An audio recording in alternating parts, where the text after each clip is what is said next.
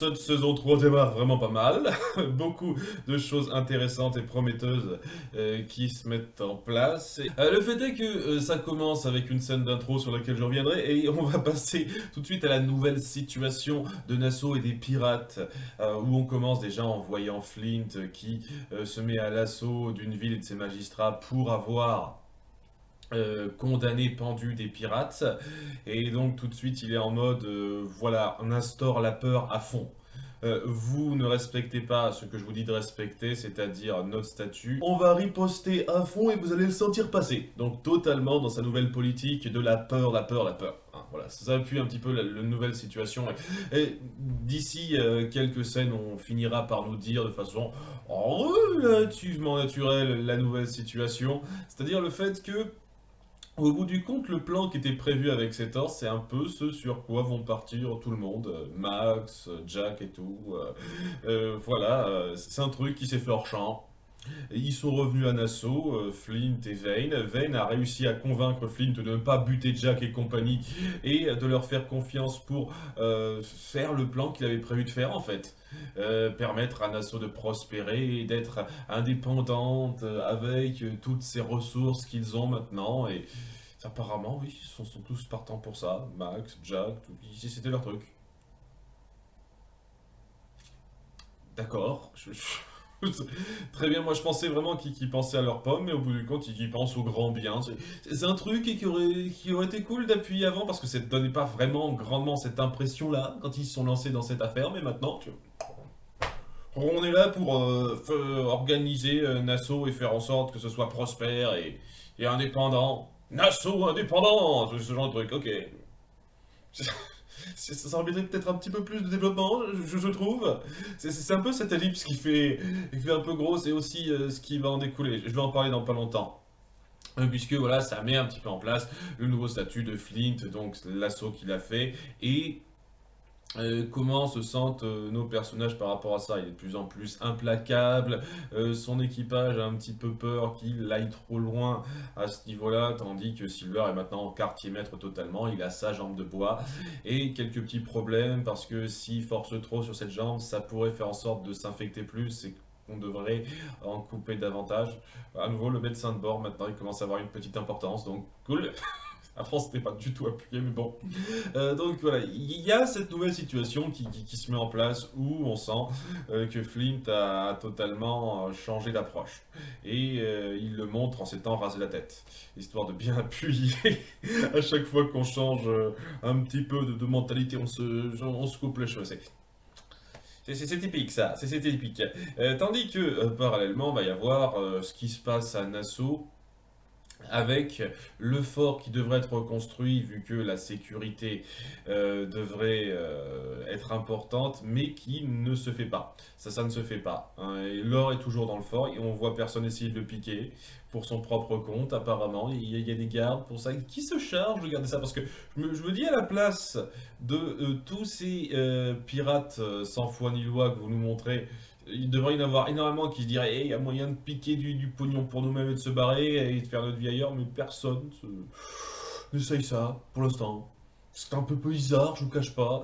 Et c'est donc la source principale de mon problème, c'est que les pirates n'ont absolument aucune envie d'œuvrer en tant que groupe en fait, en tant que nation, comme l'avait voulu Flint, ils en ont rien à branler. Et on tombe dans ce côté désabusé, complètement défait de ce rêve qu'il avait au départ. Et on le montre de la façon la plus froide et sans suspense possible en fait, puisque on montre déjà tout le monde qui est un ingrat envers tout ce qu'Eleanor Guthrie a instauré en se moquant totalement de son sort dans la taverne du coin qui est gérée par Max. Maintenant Max gère les choses plus ou moins comme Eleanor le faisait. Ils ont même les informations sur quel bateau, quel genre de cargaison sont transportés ci et là. Je ne sais toujours pas comment ils peuvent savoir ça en fait. Quels sont leurs informateurs par rapport à ce truc-là, je ne sais pas. Ça, c'est un truc qu'on n'explique jamais. C'est que maintenant que ça fait tilt, mais comment Eleanor savait ça en fait? Comment Eleanor savait, ah, puis moi, je sais quels bateaux prendront telle route avec telle marchandise, donc je sais qui pourra attaquer ici et ça. Comment elle savait ça? Déjà, c'est un petit peu discutable, mais bon, limite, je peux comprendre que la famille Guthrie peut avoir certaines relations, mais maintenant que les Guthrie ne sont plus là, comment Max et Jack peuvent savoir ça? Je ne sais pas, mais ils savent encore, hein. C'est pour ça qu'ils ont envoyé Vayne justement s'occuper d'un bateau. Je reviendrai un petit peu sur ça. Le fait est que, ouais, on montre de façon super claire que les gens à Nassau, les pirates de Nassau, en ont rien à battre, ne pensent qu'à leurs pommes et ne méritent pas une seule seconde de cette espèce de chance qu'on essaye de leur apporter. Et ouais, quoi, lorsque Jack essaye d'engager certains d'entre eux pour réparer le fort, ils se disent merde, j'ai le fric, je m'en tape. C'est ça, totalement ça. Et ça me pose le problème que j'ai depuis le début en fait. Cette communauté, je vais pas en avoir grand chose à foutre de leur bien-être et de leur évolution si c'est ce genre de mentalité stupide, pas plus poussée que ça, que vous mettez en place. Hein, peut-être que ça veut faire une sorte de commentaire social par rapport à ça. Une fois de plus, j'ai trouvé que c'était pas trop mal dans la saison 2 parce que d'une part, on finissait enfin par développer cette espèce d'esprit d'équipe intéressant chez l'équipage de Flint. Je trouve toujours pas que ce soit des personnages sensationnels en soi en tant qu'équipage, mais au moins je commence à avoir une légère attache envers cet équipage. Mais concernant les pirates en règle générale sur Nassau, mais je m'en bats les couilles de leur sort en fait. Et c'est ça qui fait que la situation à Nassau, j'accroche pas plus que ça. Pas plus que ça dans l'idée quand c'est comme ça que vous voulez dépeindre les gens qu'on essaye un tout petit peu d'affranchir, entre guillemets. Donc, merde, et puis une fois de plus, ça me fait revenir sur la question, parce qu'on a essayé de me reprendre et on m'a toujours pas donné une explication satisfaisante à ça. Pourquoi vous pouvez pas affranchir tout simplement les esclaves si vous vous situez totalement au-delà des lois pour aider certaines choses? Pourquoi dans la saison 2 on n'a pas fait ça directement? C'est du foutage de gueule pour moi. Je suis désolé, c'est du foutage de gueule. Vous n'avez donné aucune putain d'explication à ça, à part que, ouais, il y a certains mecs qui seraient pas contents de ça. Les pirates, ah non, on veut nos esclaves à nous, même si on les utilise pas, c'est quoi ce délire? Je comprends tellement pas ça, puisqu'on va mettre en place une fois de plus le côté esclave de cette chose. Mais bon, voilà, ça appuie de façon super claire que cette communauté n'a absolument rien qui mérite qu'on la sauve en soi. Il y a quelques personnes dans cette communauté qui sont intéressantes, mais les autres, ce sont des grosses merdes qui peuvent bien crever, bah, à l'heure qu'il est, que ça me ferait ni chaud ni froid. Et ouais, c'est bien de faire un parallèle dans la saison 2 intéressant avec la populace qui, en termes de mentalité, ne tombe pas mieux que ça lorsqu'elle voit des pirates être pendus, dire ouais, on leur crache dessus, on s'en fout royalement de la charité d'âme d'une quelconque façon. Mais si à côté de ça, les mêmes pirates vous les dépeignez comme pire en termes de mentalité, qu'est-ce que j'en ai à foutre d'eux? C'est ça le truc en fait. Vous n'arriverez pas à m'agripper totalement à cette situation globale en dépeignant les pirates en termes de communauté de cette façon-là. Et je vois vraiment pas ce qu'il y a d'intéressant là-dedans. Je vois vraiment pas ce qui les rend si extraordinaires en tant que communauté.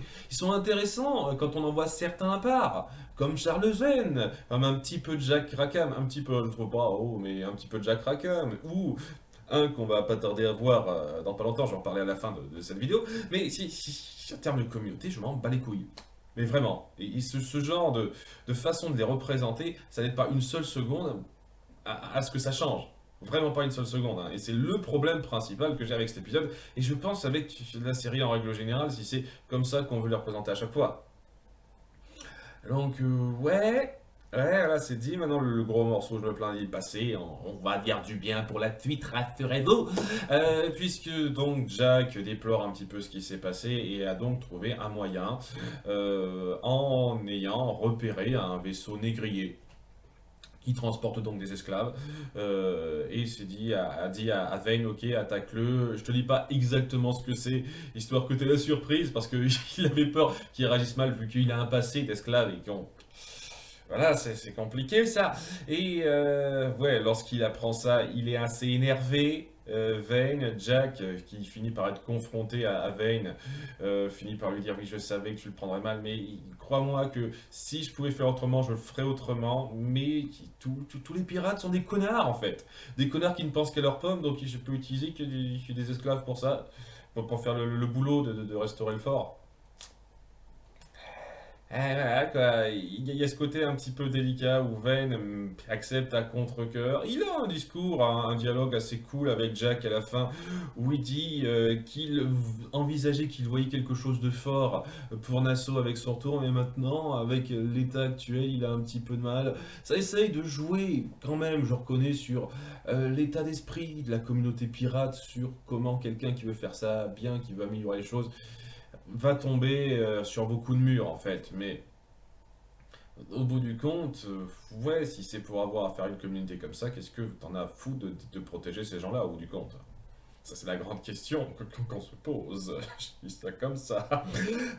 Donc, il y a cette nouvelle organisation. On essaye de construire Nassau, de reconstruire le fort de Nassau pour le protéger d'un côté, tandis que Flint essaye d'alimenter la flamme de la peur des pirates chez les autres.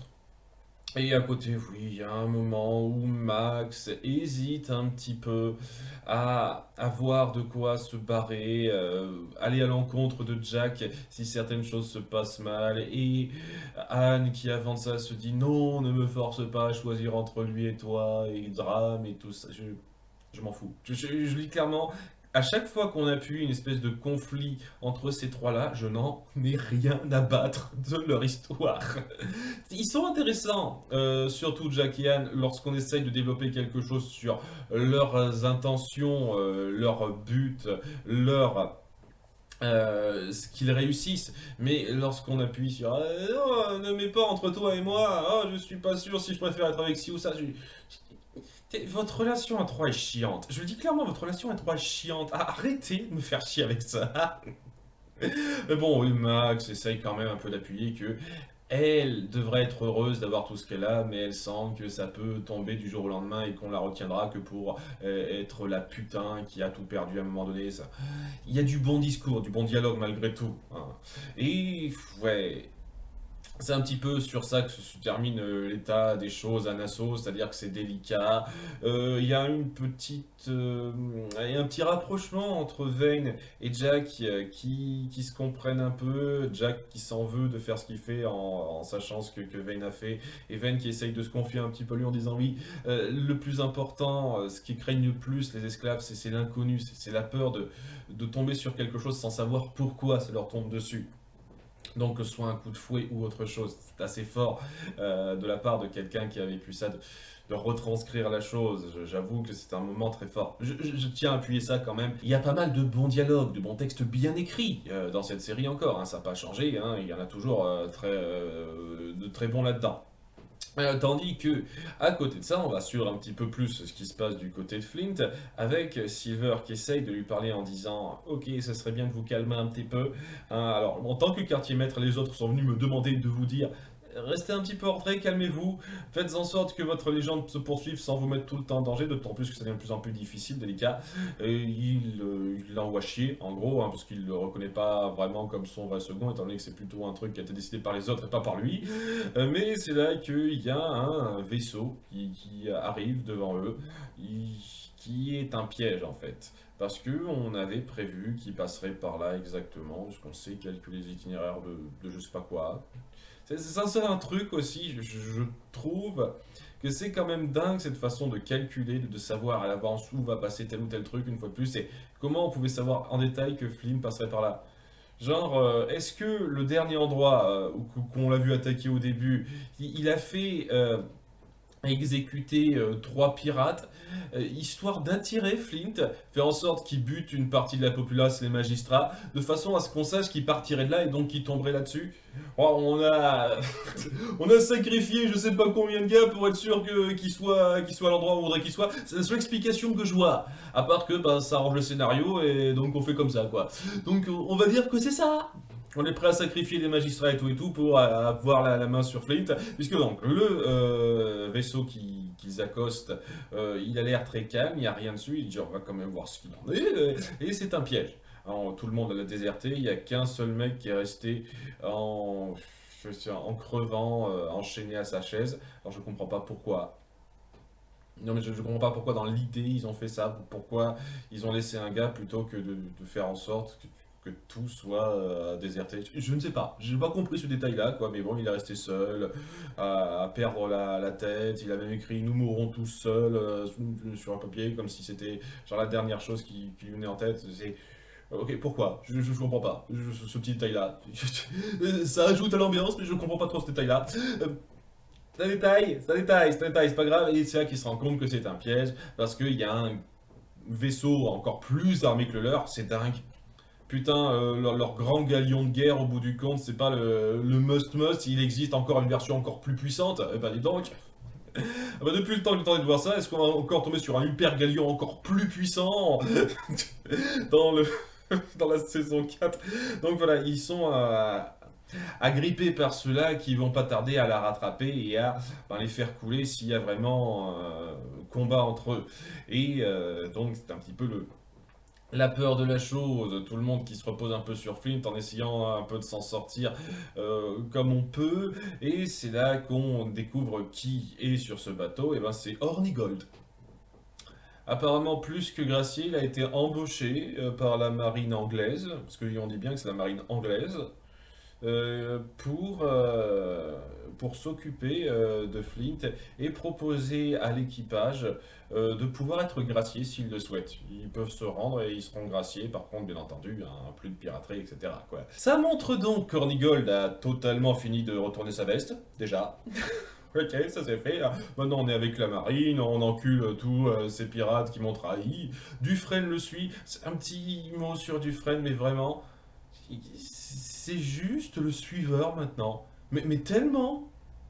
Genre, ça pourrait être un mec lambda sans intérêt que ce serait pareil, quoi. Il suit bêtement le mouvement, mais rien à branler de lui, quoi. C'est à ce niveau-là.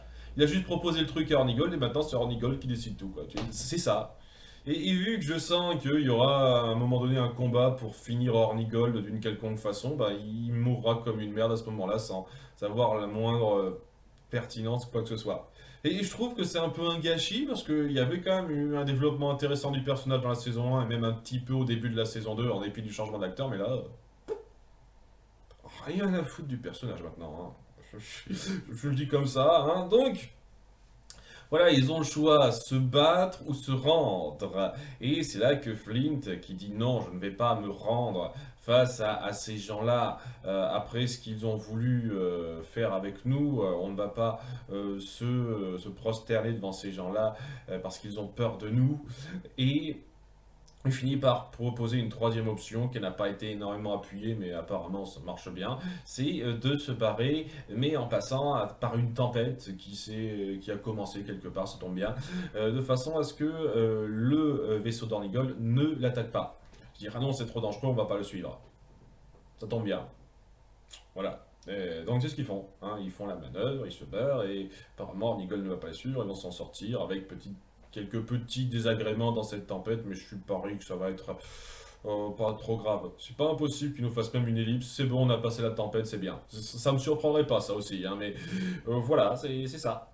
Et je sais pas, la solution est un petit peu facile, mais ça passe bien. Et puis on voit les convictions de Flint qui convainc un petit peu ses hommes dans ce qu'il veut faire. Il y a une bonne ambiance pour appuyer la nouvelle atmosphère de cet équipage, qui sont vraiment prêts à le suivre dans ses convictions et ce qu'il représente, en dépit des problèmes qu'il peut y avoir. C'est un truc que j'apprécie, contrairement à tous les autres pirates de Nassau, c'est qu'au moins cet équipage, il y a une volonté commune de faire quelque chose au-delà d'être riche depuis quelque temps. Donc c'est cool, j'apprécie beaucoup ça. C'est ce qui fait que même si je les trouve pas si extraordinaires que ça non plus, je commence à avoir une attache quand même à cette petite communauté, mini-communauté qu'ils représentent, contrairement à la grande communauté majoritairement qu'on a. C'est un plus, je reconnais, c'est un plus. Et sinon, j'ai pas parlé du gros morceau qui promet pas mal de ce qu'on en a vu, puisque dans la scène d'intro et dans la scène de fin, on va découvrir un tout nouveau personnage qui n'est pas si nouveau que ça, vu qu'on l'a un tout petit peu teasé dans l'épisode 1 de la saison 1. Il s'agit de Barbe Noire. Alors on dit pas exactement son nom, il dit d'abord qu'il s'appelle Dromond, mais après il dit que il a œuvré sur les mers en tant que pirate sous le nom de Teach. Et c'était, j'ai vérifié le nom de Barbe Noire, hein, le vrai nom de Barbe Noire, il s'appelait pas Barbe Noire à la naissance, hein, son nom de famille c'était pas Noir et son prénom c'était pas Barbe, évidemment. C'était son vrai nom dans la piraterie, à Barbe Noire. Et